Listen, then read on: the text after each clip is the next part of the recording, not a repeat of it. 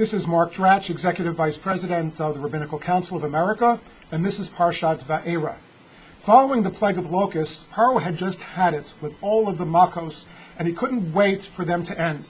And so, in a moment of exasperation, he tells Moshe Rabbeinu, and he says to Aharon, L'chu zivchu lelokeichem ba'aretz. I will allow you to sacrifice to your God, but you must do it here in Mitzrayim. You are not permitted to leave.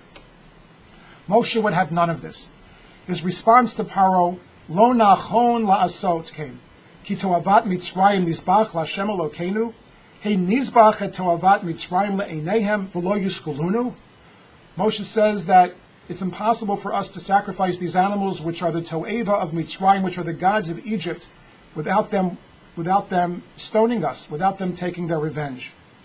It's a little bit difficult to understand. After all, if Paro was the autocrat that he was, he could have commanded his servants, his followers, not to stone the Jewish people.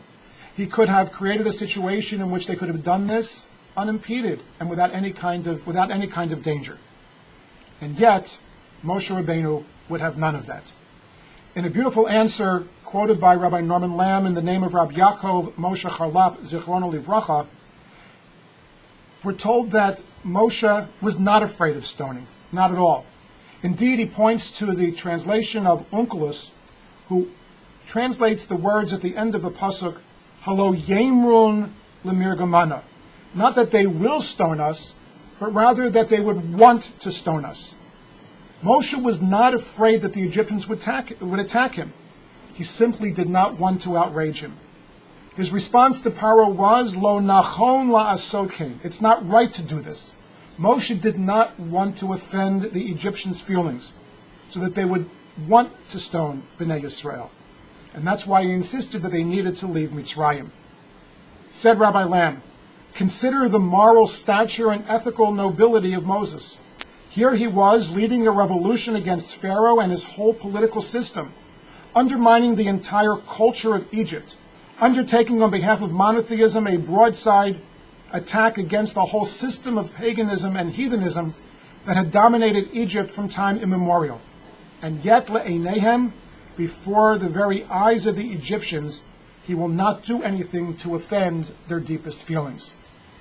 Rabbi Lamb points out that this does not mean that Moshe was compromising on principle.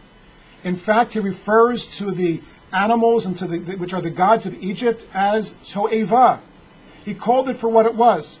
He did not compromise his principle, and yet he was sensitive to their feelings. He understood that there was a way to challenge them, to question them, to hold up and to pursue the principles that were important to Moshe, to teach the principles of Torah, of Bnei Yisrael, of Klal Yisrael, of Torat Yisrael, without offending those with whom he disagreed, and disagreed so fundamentally and so passionately.